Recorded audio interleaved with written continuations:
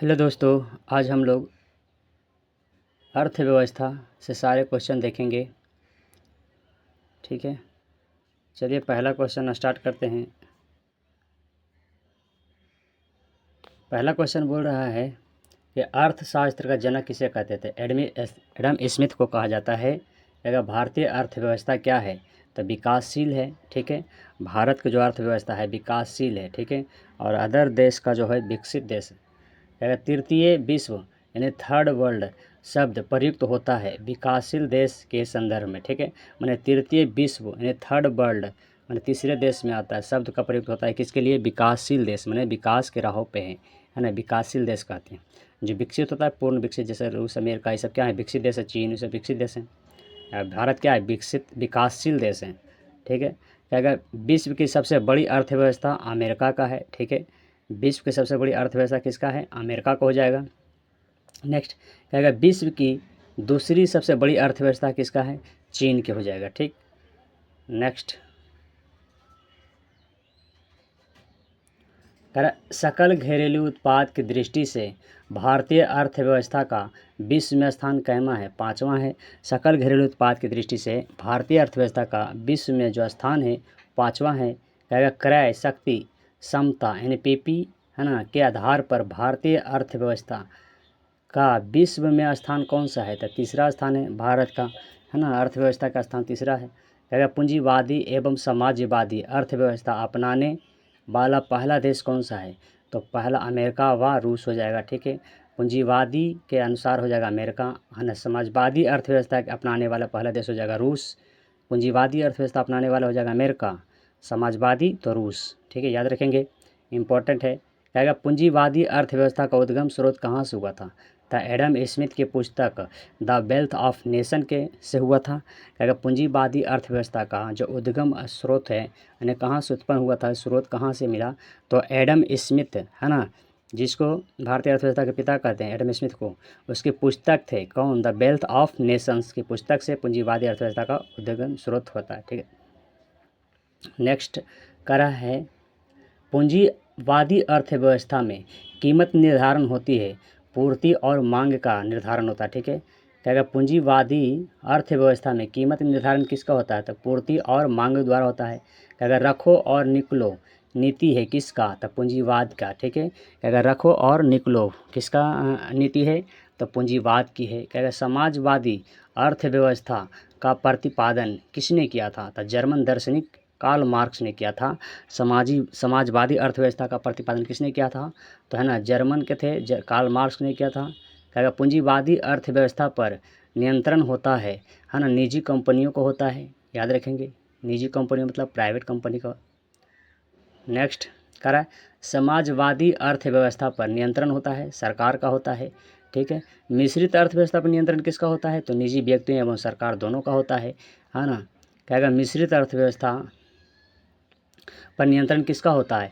तो निजी व्यक्तियों और सरकार दोनों का होता है। ठीक है, कहेगा भारत में अर्थव्यवस्था है मिश्रित अर्थव्यवस्था। भारत में कैसा अर्थव्यवस्था है? मिश्रित अर्थव्यवस्था, है ना, मिली जुली है। ठीक है, नेक्स्ट कहेगा मिश्रित अर्थव्यवस्था का अर्थ क्या होता है? तो निजी तथा सार्वजनिक क्षेत्रों का, है ना, सह अस्तित्व होता है। कहेगा मिश्रित अर्थव्यवस्था का अर्थ होता है निजी तथा सार्वजनिक क्षेत्रों का सह अस्तित्व होता है। नेक्स्ट कहेगा मिश्रित अर्थव्यवस्था का सुझाव किसने दिया था? तो अर्थशास्त्री जॉन मेनार्ड किंग्स ने दिया था। कहेगा मिश्रित अर्थव्यवस्था का सुझाव किसने दिया था? तो बोला अर्थशास्त्री जॉन मेनार्ड किंग्स ने दिए थे। ठीक है, नेक्स्ट कहेगा मिश्रित अर्थव्यवस्था को अपनाने वाला विश्व का पहला देश कौन सा है? तो बोलेंगे फ्रांस। कौन सा हो जाएगा? फ्रांस हो जाएगा। ठीक है, नेक्स्ट कहेगा मिश्रित अर्थव्यवस्था का प्रारंभ कब, है ना, कब हुआ था? मिश्रित अर्थव्यवस्था का प्रारंभ हुआ था 1948 में हुआ था। ठीक है, 1948 ईस्वी में हुआ था मिश्रित अर्थव्यवस्था का प्रारंभ हुआ था। कहेगा नेक्स्ट क्वेश्चन में कहेगा बंद अर्थव्यवस्था का अर्थ क्या होता है? तब बोलेंगे आयात और निर्यात दोनों होता है, आयात निर्यात दोनों होता है। ठीक है, कहेगा बंद अर्थव्यवस्था का अर्थ होता है आयात निर्यात दोनों बंद। ठीक है, दोनों बंद होना चाहिए इस प्रकार से। चलिए नेक्स्ट देखते हैं। अगर अच्छा लगता हो थोड़ा दोस्त लाइक कर दीजिएगा, थोड़ा चैनल को सपोर्ट कर दीजिएगा, सब्सक्राइब कर लीजिएगा नए हैं तो। कह रहा है क्वेश्चन, मानव विकास सूचकांक का प्रतिपादन किसने किया था? तो बोलेंगे 1990 में अर्थशास्त्री महबूब उल हक ने किए थे। ठीक है, कहेगा मानव विकास सूचकांक का प्रतिपादन किसने किया था? तो 1990 ईस्वी में किए थे। कौन? अर्थशास्त्री थे महबूब उल हक ने किए थे। ठीक है, नेक्स्ट कहेगा मानव विकास रिपोर्ट जारी करता है ना संयुक्त राष्ट्र विकास कार्यक्रम यूएनडीपी है ना, इंडियन नेशनल डेवलपमेंट प्रोग्राम। ठीक है, कहेगा संयुक्त राष्ट्र विकास कार्यक्रम मानव विकास रिपोर्ट कौन जारी करता है? तो बोलेंगे संयुक्त राष्ट्र विकास कार्यक्रम है ना। इसका शॉर्ट फॉर्म होता है यूएनडीपी। यूएनडीपी का फुल फॉर्म होता है यूनाइटेड नेशनल है ना, नेशनल बोल सकते डेवलपमेंट है ना प्रोग्राम है ना। मानव विकास रिपोर्ट कब जारी हुआ था? तो 1990 ईस्वी में हुआ था, याद रखेंगे, इंपॉर्टेंट है। कहेगा नेक्स्ट, कहेगा मानव विकास सूचकांक HDI ह्यूमन डेवलपमेंट इंडेक्स, ठीक है, का आकलन के आधार है। आकलन का आधार क्या है? तो बोलेंगे आंसर है ना, जीवन प्रत्याशा, शिक्षा का स्तर एवं प्रति व्यक्ति आय। कहेगा मानव विकास सूचकांक HDI का फुल फॉर्म होता है ह्यूमन डेवलपमेंट इंडेक्स का आकलन का आधार क्या है? तो जीवन प्रत्याशा, शिक्षा का स्तर एवं प्रति व्यक्ति आय का है। ठीक है, याद रखेंगे। नेक्स्ट कहेगा, चलिए नेक्स्ट देखते हैं क्वेश्चन। कहेगा कह रहा भारत की पहली मानव विकास रिपोर्ट HDR जारी की गई थी कब? अप्रैल 2002 में। ठीक है, भारत की पहली मानव विकास रिपोर्ट HDR जारी की गई थी अप्रैल 2002 में। ठीक है, नेक्स्ट कहेगा भारत के मानव विकास रिपोर्ट को कौन प्रकाशित या जारी करता है? तो नीति आयोग। कहेगा भारत के मानव विकास रिपोर्ट को कौन प्रकाशित या जारी करता है? तो नीति आयोग करते हैं। ठीक है, नेक्स्ट कहेगा राज्य स्तरीय मानव विकास रिपोर्ट जारी करने वाला भारत का पहला राज्य कौन सा है? तो MP मध्य प्रदेश हो जाएगा है ना। राज्य स्तरीय मानव विकास रिपोर्ट जारी करने वाला भारत का पहला राज्य मध्य प्रदेश। कहेगा HDR 2020 के अनुसार मानव विकास मामले में भारत का स्थान कैमा है? तो 131वां स्थान। 189 देशों में भारत का स्थान है ना, 131वां स्थान है 189 देशों में है ना। नेक्स्ट कहेंगे, नेक्स्ट क्वेश्चन बोलेंगे तो क्या कहेंगे मानव विकास सूचकांक 2020 के अनुसार, ठीक है, मानव विकास मामले में प्रथम और अंतिम स्थान पर कौन सा है? तो है ना, प्रथम स्थान पर बोलेंगे तो नॉर्वे हो जाएगा, द्वितीय स्थान पर नाइजीरिया हो जाएगा। ठीक है, चलिए नेक्स्ट हम लोग देखते हैं। नेक्स्ट पैराग्राफ में आइए, क्या बोलते हैं, भारतीय अर्थव्यवस्था जो कि रेलवे के लिए बहुत इंपॉर्टेंट है ना, NTPC 10+2 बहुत सारे एग्जाम, टेक्नीशियन सभी एग्जाम के लिए इंपॉर्टेंट हो जाएगा। क्वेश्चन अच्छा है, स्पीडी है, 2025 का क्वेश्चन है। कहेगा आर्थिक गतिविधियों के आधार पर अर्थव्यवस्था को 3 क्षेत्रों में विभाजित किया गया है। कौन कौन क्षेत्र में? तो प्राथमिक क्षेत्र, द्वितीयक क्षेत्र और तृतीयक क्षेत्र में किया गया है। प्राथमिक क्षेत्र को कृषि, पशुपालन, मत्स्य है ना, ये सब आता है, मत्स्य, वानिकी, खनन, ये सब आते हैं प्राथमिक क्षेत्र में। ठीक है, द्वितीय क्षेत्र में औद्योगिक आते हैं, उद्योग आते हैं। तृतीय क्षेत्र में है ना, इंटरनेट सेवाएं, बैंकिंग, ये सब आते हैं तृतीय क्षेत्र में। ये सब आएंगे क्वेश्चन, टेंशन नहीं लेने का। ठीक है, अभी लास्ट तक बने रहेंगे, क्वेश्चन अच्छे हैं। क्वेश्चन दूसरा कर रहा है प्रथम क्षेत्र संबंधित है। तो देखिए कृषि हो जाएगा, प्राथमिक क्षेत्र में आता है। पशुपालन प्राथमिक क्षेत्र में आता है। मत्स्य पालन है ना, खनन, वानिकी, जितना भी खनन है ना आता है, सब इसमें आता है प्राथमिक क्षेत्र में। नेक्स्ट क्वेश्चन देखिए, आ ही गया द्वितीय क्षेत्र का क्वेश्चन है ना। कहेगा द्वितीयक क्षेत्र संबंधित है। द्वितीय क्षेत्र में कौन कौन सा आते हैं? तो देखिए निर्माण,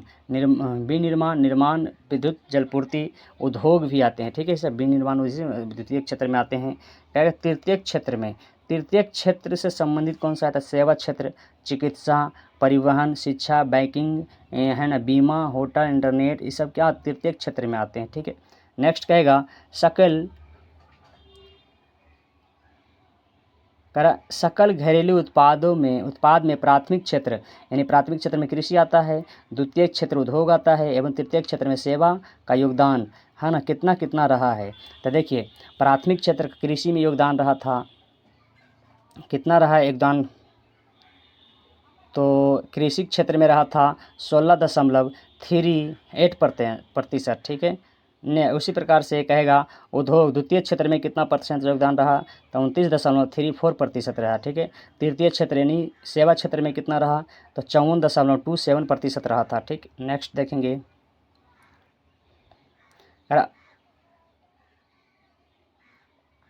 सर्वप्रथम राष्ट्रीय आय की गणना की गई थी, है ना, 1867 से 68 में दादा भाई नौरोजी द्वारा, और प्रति व्यक्ति आय 20 रुपये बताया गया था। सर्वप्रथम राष्ट्रीय आय की गणना की गई थी 1867 से 68 ईस्वी में दादा भाई नौरोजी द्वारा, और प्रति व्यक्ति आय 20 रुपये बताया गया था। नेक्स्ट कहेगा दादा भाई नौरोजी के पुस्तक का नाम क्या है, पॉवर्टी, है ना, poverty and un British rule in India. Poverty मान गरीबी होता है, un British rule in India होता है। नेक्स्ट देखेंगे हम लोग, कह रहा है धन निष्कासन सिद्धांत को प्रतिपादन किसने किया था, दादा भाई नौरोजी ने किया था। धन निष्कासन सिद्धांत को प्रतिपादन किसने किया था, दादा भाई नौरोजी ने किया था, ठीक है। चलिए नेक्स्ट देखते हैं, कह रहा वैज्ञानिक आधार पर राष्ट्रीय आय की गणना, है ना, की गई थी 1931 से 32 में। BKRB वैज्ञानिक आधार पर राष्ट्रीय आय की गणना की गई, है ना, 1931-32 में BKRB द्वारा, BKR राव द्वारा यानी भीमराव BKRB, ठीक है। प्रति व्यक्ति आय 62 रुपये हुआ था उस टाइम, ठीक है, 1931-32 में। कहेगा स्वतंत्रता के पश्चात भारत सरकार द्वारा राष्ट्रीय आय समिति का गठन कब हुआ था, तो 4 अगस्त 1949 को हुआ था। किसने किया था, PC महालनोबिस की अध्यक्षता में हुआ था। किसकी अध्यक्षता में हुआ था, PC महालनोबिस की अध्यक्षता में हुआ था। स्वतंत्रता पश्चात भारत सरकार द्वारा राष्ट्रीय आय समिति का गठन हुआ था 4 अगस्त 1949 को, है ना, PC महालनोबिस की अध्यक्षता में हुआ था। नेक्स्ट कहेगा राष्ट्रीय आय का सबसे पहला सरकारी अनुमान दिया, है ना, किसने दिया था, वाणिज्यिक मंत्रालय ने 1948 से 49 में राष्ट्रीय आय का सबसे पहला सरकारी अनुमान दिया, किसने, वाणिज्य मंत्रालय ने, है ना, 1948 से 49 में। नेक्स्ट वर्तमान में राष्ट्रीय आय की गणना करता है केंद्रीय सांख्यिकी मंत्रालय, CSO जिसको बोलते हैं, सेंट्रल, है ना, सेंट्रल स्टैटिस्टिक्स ऑफिसर, ठीक है, केंद्रीय सांख्यिकी कार्यालय ऑफिस। नेक्स्ट कहेगा केंद्रीय, है ना, नेक्स्ट कहेगा केंद्रीय सांख्यिकी संगठन की स्थापना हुई थी 2 मई 1951 को। मुख्यालय कहाँ है, नई दिल्ली में। केंद्रीय सांख्यिकी संगठन यानी CSO की मुख्यालय कहाँ है, तो हो जाएगा नई दिल्ली में मुख्यालय है। स्थापना हुआ था 2 मई 1951 को हुआ था। नेक्स्ट अगर राष्ट्रीय आय की गणना में केंद्रीय सांख्यिकी कार्यालय की मदद कौन करता है, राष्ट्रीय नमूना सर्वेक्षण संगठन, ठीक है, NS जिसको NSSO बोलते हैं, NSSO बोलते हैं। अगर राष्ट्रीय आय की गणना में केंद्रीय सांख्यिकी कार्यालय की मदद कौन करता है, राष्ट्रीय नमूना सर्वेक्षण करते हैं, NSSO करते हैं। चलिए नेक्स्ट देखेंगे, क्वेश्चन का राष्ट्रीय आय लेखांकन का जन्मदाता माना जाता है ना, साइमन कुजनेट्स को, है ना, राष्ट्रीय आय लेखांकन का जन्मदाता माना जाता है साइमन कुजनेट्स को। कहेगा नेक्स्ट कहेगा राष्ट्रीय आय क्या है, राष्ट्रीय आय एक प्रवाह स्टॉक नहीं है, राष्ट्रीय आय है एक प्रवाह स्टॉक नहीं है, ठीक है। कह रहा है एक वर्ष में किसी देश में उत्पादित सभी सामानों और सेवाओं के मौद्रिक मूल्य का योग कहलाता है राष्ट्रीय आय। क्या कहलाता है, राष्ट्रीय आय कहलाता है। एक वर्ष में किसी देश में उत्पादित सभी सामानों और सेवाओं के मौद्रिक मूल्य का योग कहलाता है, राष्ट्रीय आय कहलाता है। नेक्स्ट कहेगा राष्ट्रीय आय का सर्वश्रेष्ठ मापक है साधन लागत पर शुद्ध राष्ट्रीय उत्पाद NNP जिसको बोलते हैं, ठीक है। राष्ट्रीय आय का सर्वश्रेष्ठ मापक है साधन लागत पर शुद्ध राष्ट्रीय आय उत्पादन NNP, ठीक है। नेक्स्ट कह रहा है राष्ट्रीय आय निकालने के लिए MNP में से क्या घटाया जाता है, तो अप्रत्यक्ष कर को घटाया जाता है। राष्ट्रीय आय निकालने के लिए NNP में से क्या घटाया जाता है, अप्रत्यक्ष कर हटाया जाता है। कहेगा हिंदू वृद्धि दर संबंधित है राष्ट्रीय आय से। हिंदू वृद्धि दर किससे संबंधित है? राष्ट्रीय आय से संबंधित है। नेक्स्ट कहेगा हिंदू वृद्धि दर के असाधारण अवधारणा के प्रतिपादक कौन थे? प्रोराज कृष्ण, है ना, 1981 ईस्वी में। ठीक है, अगर हिंदू वृद्धि दर के अवधारणा के प्रतिपादक थे प्रोराज कृष्ण, है ना, 1981 ईस्वी में। कहेगा वर्तमान में राष्ट्रीय आय के गणना का आधार वर्ष कब हुआ था? 2011 से 12 में। राष्ट्रीय आय गणना का आधार कब? 2011 से 12। कहेगा भारत की राष्ट्रीय आय में सर्वाधिक योगदान किस क्षेत्र का है? सर्वाधिक योगदान तृतीय क्षेत्र का, सेवा क्षेत्र जिसको बोलते हैं। भारत की राष्ट्रीय आय में सर्वाधिक योगदान किस क्षेत्र का है? तृतीय क्षेत्र, सेवा क्षेत्र जिसको बोलते हैं। नेक्स्ट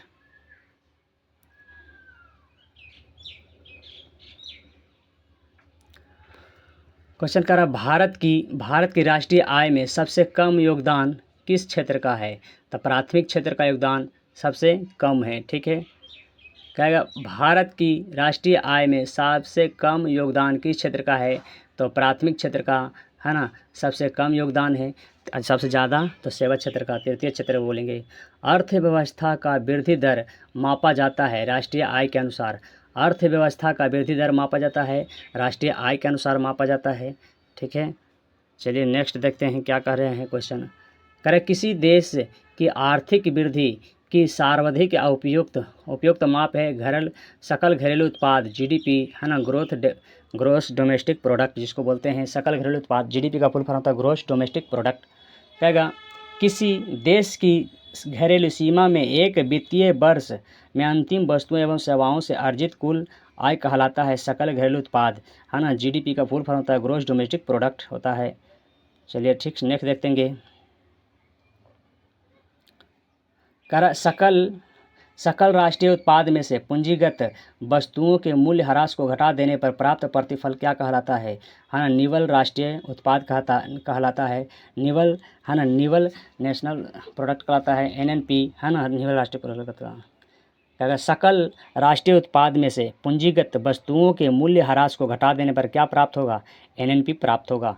नेक्स्ट कहेगा भारत के सकल घरेलू उत्पाद में सर्वाधिक योगदान देने वाला राज्य कौन सा है? तो महाराष्ट्र हो जाएगा। ठीक है, कहेगा राष्ट्रीय लेखा सांख्यिकी कहलाता है श्वेत पत्र कहलाता है। ठीक है, कहेगा राष्ट्रीय लेखा सांख्यिकी क्या कहलाता है? तो श्वेत पत्र कहलाएगा। कहेगा राष्ट्रीय आय के संबंध में पहला श्वेत पत्र जारी किसने किया था? CSO ने 1956 में किए थे। राष्ट्रीय आय के संबंध में पहला श्वेत पत्र किसने जारी किए थे? तो जारी किए थे, है ना, CSO ने 1956 में, 1956 ईस्वी में। कहेगा भारतीय राष्ट्रीय सांख्यिकी संस्थान कहाँ है? कोलकाता में है। ठीक है, भारतीय सांख्यिकी संस्थान है कहाँ? कोलकाता में है। नेक्स्ट देखेंगे। कहेगा किसी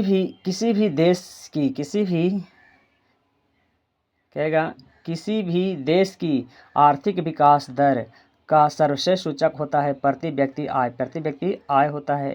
कहेगा प्रति व्यक्ति आय की गणना की जाती है ना, राष्ट्रीय आय में जनसंख्या से भाग देकर प्रति व्यक्ति आय की गणना की जाती है। राष्ट्रीय आय में जनसंख्या से भाग देकर प्रति व्यक्ति आय निकाला जाता है। ठीक है, आप प्रति व्यक्ति आय निकालना है तो राष्ट्रीय आय ऊपर लिखेंगे, नीचे जनसंख्या से भाग देना है, आ जाएगा प्रति व्यक्ति आय। कहेगा सर्वाधिक प्रति व्यक्ति आय वाला राज्य कौन सा है? गोवा। सर्वाधिक, सबसे ज़्यादा आय मिलता है गोवा में। ठीक है, आय वाला सर्वाधिक प्रति व्यक्ति आय।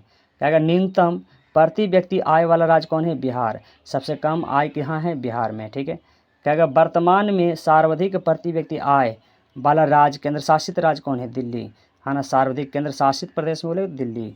नेक्स्ट कहेगा गरीबी से आशाएं हैं जीवन का आधारभूत आवश्यकताओं की पूर्ति से वंचित रहना, है ना। कहेगा भारत में गरीबी का मापन का अर्थ क्या होता है? न्यूनतम कैलोरी उपभोग होता है। कहेगा भारत में ग्रामीण एवं शहरी क्षेत्रों में गरीबी रेखा को निर्धारित करने के लिए प्रति व्यक्ति कैलोरी सहगारता निर्धारित की गई है, क्रमशः 2400 कैलोरी एवं 2100 कैलोरी।